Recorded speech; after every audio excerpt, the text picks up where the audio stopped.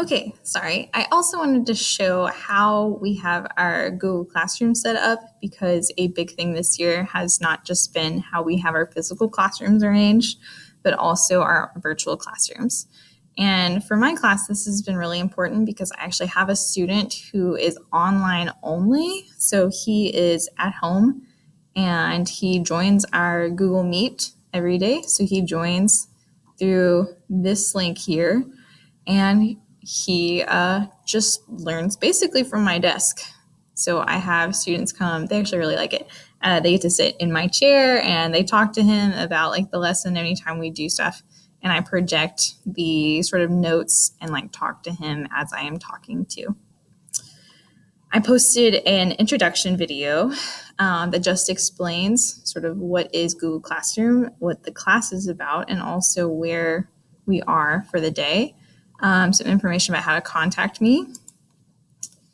Here we have our resources. So the syllabus, I rewrote this year so that it is basically like a Q&A.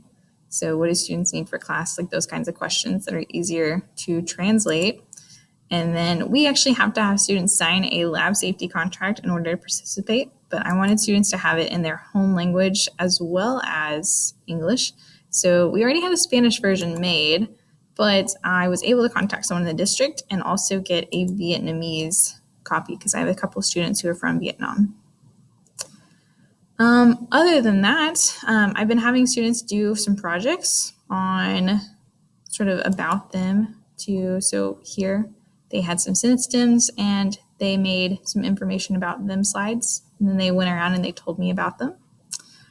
And also, we talked about how we're going to be talking about living things all year, and I actually really liked this one.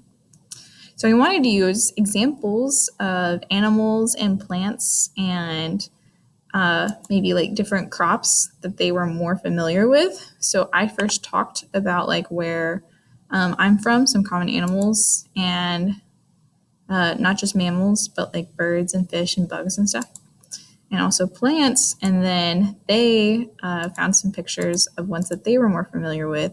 I actually really enjoyed the plants and foods ones. We talked about how we don't have all the same fruit that grows here, so that was kind of neat.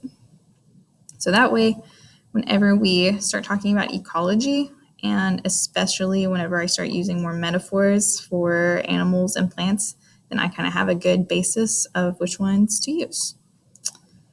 Let's see what else. Okay. Every time I use a PowerPoint, I usually post it. And on those PowerPoints, they usually have lots and lots of pictures. Finding pictures has actually been like my favorite part about this. We tried to limit the text. I think that is most of what I wanted to talk about. So I am going to submit both of these now.